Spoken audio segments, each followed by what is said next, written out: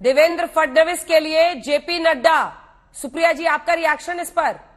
उप मुख्यमंत्री बनना चाहिए देवेंद्र फडणवीस को, हालांकि उन्होंने कहा वो सरकार में शामिल नहीं होंगे।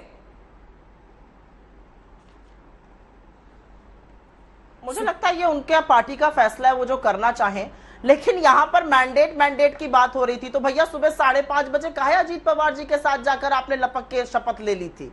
और दूसरी चीज, मुझे लगता है जिस बात के बारे में ज्यादा बात नहीं हो रही है, आप ही की संवाददाता मौसमी का मैं इंटरव्यू देख रही थी थोड़ी देर पहले, कृपा शंकर सिंह वगैरह लोग जब निकल रहे थे, आंतरिक विद्रोह बीजेपी में भी बहुत है। तो देखिए आगे आगे क्या होता है, कितने दिन ये सरकार चलती है, क्यों निस्तो नाबूद कर लेगी। बड़ी खबर इस वक्त बता रहे हैं, फडणवीस ने बहुत बड़ा दिल दिखाया है। जेपी नड्डा ने कहा है फडणवीस को सरकार में आना चाहिए, उप मुख्यमंत्री पद लेना चाहिए और एकनाथ शिंदे के साथ सरकार में शामिल होना चाहिए।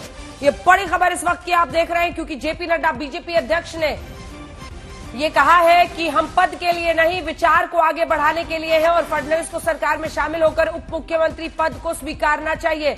इस पर एक रिएक्शन संबित पात्रा जी आपकी तरफ से। ये बड़ी खबर इस वक्त की है, क्या फडणवीस को उप मुख्यमंत्री बनना चाहिए? उन्होंने कहा नहीं लेंगे। अब बीजेपी अध्यक्ष दिल्ली से कह रहे हैं कि उनको उप मुख्यमंत्री बनना चाहिए। क्या चल रहा है सर? ये जब दिल्ली आए थे फडणवीस जी तब बात नहीं हो पाई थी क्या?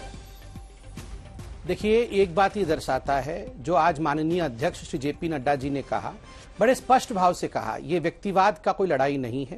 This is not a fight of individualism. ये महाराष्ट्र और विचार की लड़ाई है, महाराष्ट्र के लोगों की भलाई की लड़ाई है, विचारधारा की लड़ाई है। और देखिए, बहुत स्पष्ट रूप से आदरणीय नड्डा जी जो हमारे अध्यक्ष हैं, उन्होंने कहा कि डिप्टी सीएम के पद को संभालने के लिए निर्देशित किया गया है और बोला गया है पार्टी की तरफ से आदरणीय देवेंद्र जी को।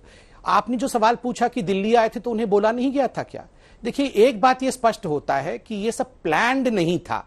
As the situation is developing निर्णय लिए जा रहे हैं। अगर ये सब पहले से प्लान होता तो पहले से ही डिसाइड होता कि ये सीएम बनेंगे, ये डिप्टी सीएम बनेंगे, प्रेस कॉन्फ्रेंस में कहा जाएगा। तो एक इवॉल्विंग प्रोसेस है, क्योंकि कहीं ना कहीं शिवसेना के अंदर एक फूट पड़ा हुआ है।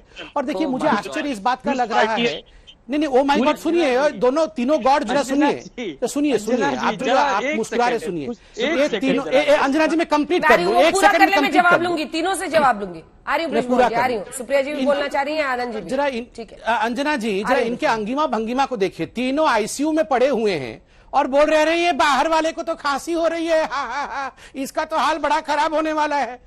आईसीयू में पड़े हुए हैं तीनों।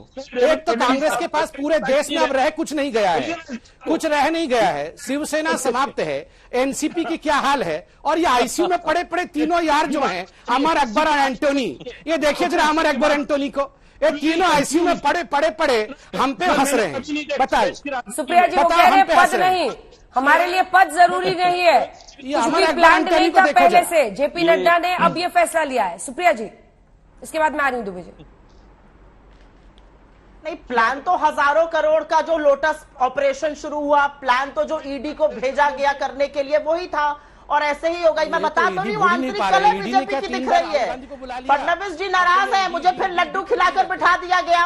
अब नड्डा जी को बोलना पड़ा नहीं भैया बन जाओ, वो कह रहे मैं नहीं बनूंगा। लड्डू पहले ही खा लिया, तो लड्डू जरा थोड़ा प्रीमैच्योर खा लिया गया था।